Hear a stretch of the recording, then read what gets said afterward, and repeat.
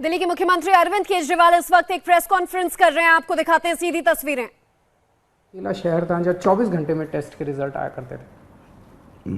पिछले कुछ दिनों से 3-3, 4-4 दिन लग रहे हैं टेस्ट्स में। ये शिकायतें आ रही हैं और उसका कारण ये है कि कुछ लैब्स ने अपनी कैपेसिटी से ज़्यादा सैंपल उठाने चालू कर दिए हैं।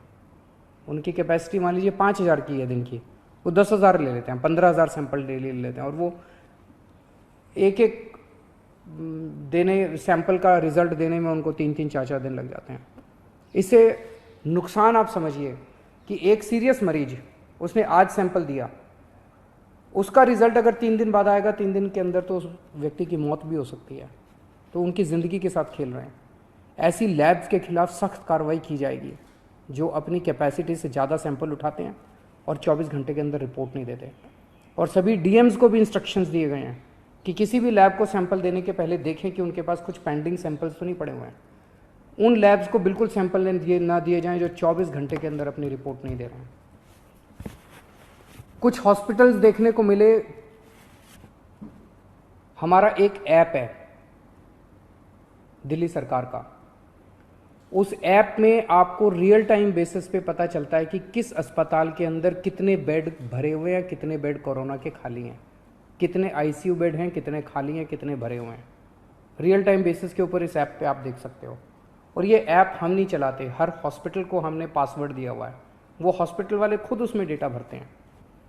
तो जिस हॉस्पिटल ने अपने ऐप में, हमारे दिल्ली सरकार के ऐप में भरा हुआ है कि अभी मेरे पास 40 बेड खाली हैं, और कोई वहाँ जाता है और बेड मांगता है और अस्पताल मना कर देता है, तो ये इसके खिलाफ अब सख्त कार्रवाई की जाएगी। इस तरह की शिकायतें आ रही हैं कि ऐप में दिखा रहे हैं कि बेड है लेकिन अस्पताल बेड दे नहीं रहे, वहाँ जाते हैं तो कहते हैं बेड खाली नहीं है।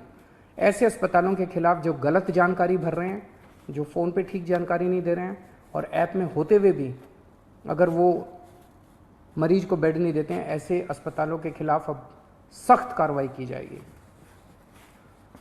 कोरोना से निपटने के लिए हमें मजबूरी में ये वीकेंड कर्फ्यू लगाना पड़ा।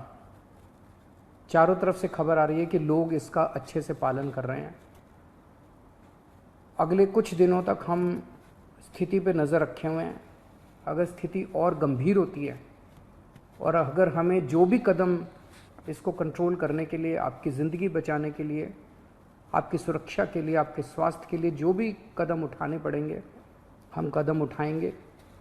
और मैं उम्मीद करता हूं कि आज तक जैसे आपने मेरा साथ दिया, हर कदम पे जो भी कदम हमने उठाए आपने साथ दिया, आप इसी तरह से हमारा साथ देते रहेंगे। नमस्कार। दिल्ली के मुख्यमंत्री अरविंद केजरीवाल को आप सुन रहे थे, जिन्होंने आज एक प्रेस कॉन्फ्रेंस में दिल्ली के लोगों का भी आभार जताया कि वो वीकेंड लॉकडाउन का पालन कर रहे हैं और आगे भी इसी तरह साथ देते रहें।